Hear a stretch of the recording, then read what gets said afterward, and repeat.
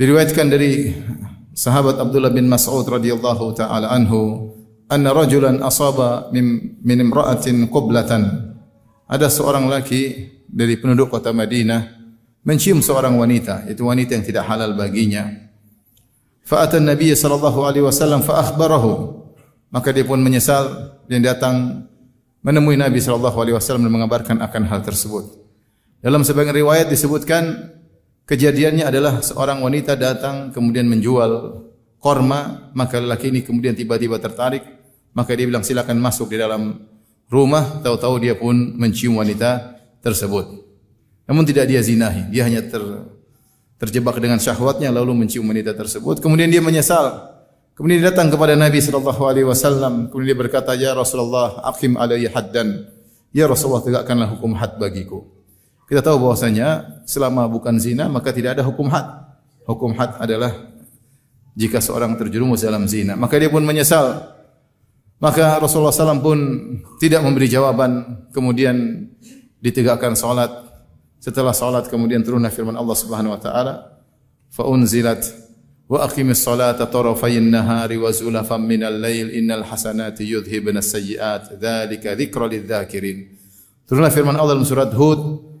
Allah berfirman, dirikanlah salat di tepi siang hari, yaitu salat subuh dan salat zuhur, kemudian juga salat asar, wa zulafan minal lail, ya, dan di sebagian malam. Itu dirikanlah salat 5 waktu. Innal hasanati yudhhibna as-sayyi'at. Sungguhnya kebaikan-kebaikan itu bisa menghilangkan dosa-dosa. Itu seakan-akan Allah mengabarkan engkau telah datang, kemudian salat berjamaah, maka dosamu diampuni. Dia datang dalam kondisi takut, minta ditegakkan hukum had. Dia datang dalam kondisi menyesal. Dia ingin dibersihkan dosanya karena telah mencium seorang wanita yang tidak halal baginya. Dan dia pun salat berjamaah bersama Nabi sallallahu alaihi wasallam. Ternyata salat berjamaahnya tadi di antara sebab diampuni dosanya. Maka dia berkata, "Ya Rasulullah, aliyah hadza, apakah ini cukup ayat ini turun untuk saya saja?" Kata Nabi sallallahu alaihi wasallam, "Wa li jami'i ummati kullihim." Ini juga ayat berlaku bagi seluruh umatku. Hadis ini menjelaskan bahwasanya di antara sebab dihapuskan dosa-dosa adalah seorang perbanyak melakukan amal saleh. Kita tahu mungkin hampir setiap hari kita melakukan dosa-dosa. Dosa pandangan, dosa pendengaran, dosa hati. Sulit seseorang bisa tidak berdosa dalam satu hari. Makanya dikatakan hari raya adalah yang sesungguhnya adalah seorang tidak berdosa sama sekali dalam satu hari. Namun siapakah kita yang bisa bertemu hari raya tersebut tidak berdosa sekalipun dalam sehari? Setiap hari, apalagi berinteraksi dengan medsos dan yang lainnya, kita pasti terjerumus dalam dosa-dosa. Nah, dosa-dosa itu akan pengaruhi kehidupan kita di dunia, kebahagiaan kita di dunia.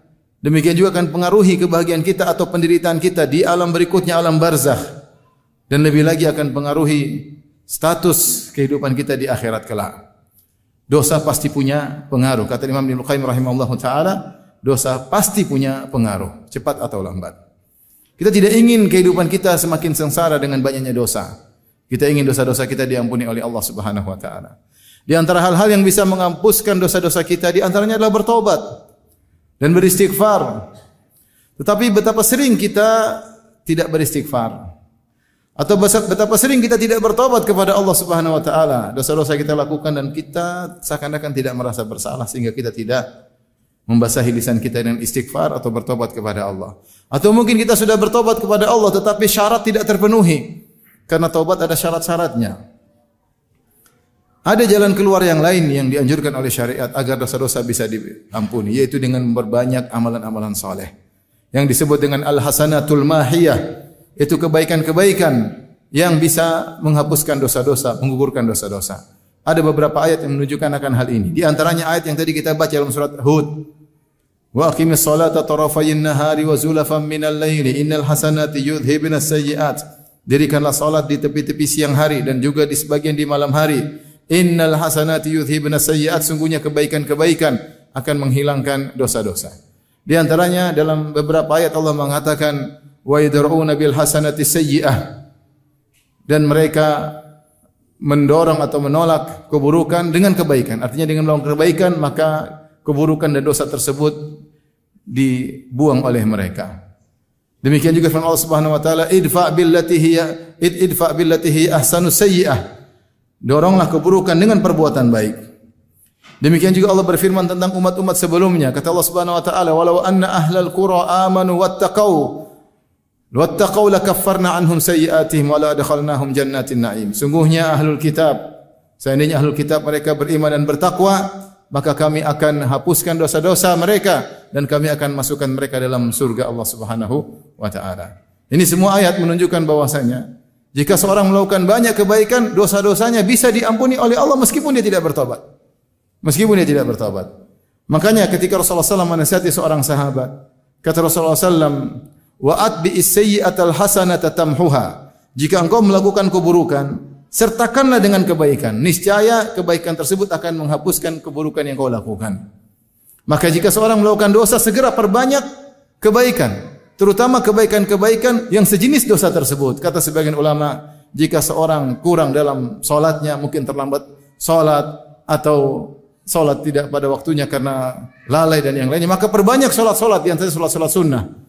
Agar kebaikan-kebaikan yang dilakukan sejenis dengan kesalahan yang dia lakukan. Jika seorang matanya memandang yang haram, mungkin dia memandang haram 10 menit, 15 menit, maka hendaknya dia hapuskan pandangan haram terus dengan banyak melihat kebaikan, dengan baca Al-Quran, dengan baca buku tafsir, berjam-jam agar bisa menghapuskan dosa-dosa yang dia lakukan. Para ulama mengatakan, bahwasanya dosa-dosa itu adalah ibarat najis, najis yang mengotori hati. Yang najis ini akan berpengaruh dalam kehidupan kita, memperpengaruh dalam alam barzakh kita, dan berpengaruh di akhirat kelak. Maka hapuskanlah najis tersebut dengan banyak melakukan amal saleh, karena amal saleh adalah ibarat air yang suci. Oleh karenanya ketika ada seorang Arab Badui yang datang di Masjid Nabawi, kemudian kencing di hadapan masjid, dilihat oleh para sahabat, dilihat oleh Nabi SAW. Maka apa yang dilakukan oleh Nabi SAW? Nabi meminta didatangkan seember air yang penuh. Fa'uhriqa alaih, kemudian air yang seember tersebut ditumpahkan ke bekas kencing Arab Badui tadi. Maka hilanglah najis tersebut. Ya. Kalau airnya banyak, maka najis tersebut akan hilang. Kalau airnya sedikit, najis tersebut tidak akan hilang. Maka seorang perbanyak melakukan amal soleh, terutama amal-amal yang hebat, ya. Dengan amal-amal soleh tersebut, maka dosa-dosanya akan diampuni meskipun dia mungkin belum sempat untuk bertobat kepada Allah Subhanahu wa taala. Maka kalau masih ada umur, jangan lupa berbakti kepada orang tua mumpung masih ada orang tua.